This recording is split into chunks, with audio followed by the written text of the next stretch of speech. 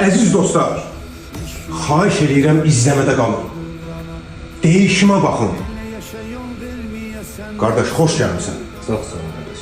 Hardan gəlmişsin inşallah? Sumqayıtdan gəlmişəm. Sumqayıtdan. Bəli.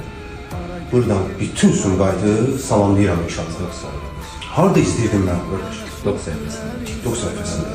Çoxdan izləyirsən mən. Bəli, Yoxsa bəli, çoxdan izləyirəm. qərar verdiniz bir. Bəli. Necə?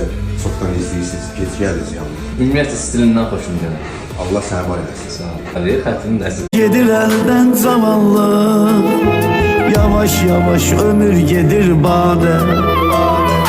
İller ötür gedir elden zamanlı, yavaş yavaş ömür gedir bade. Bu dünyada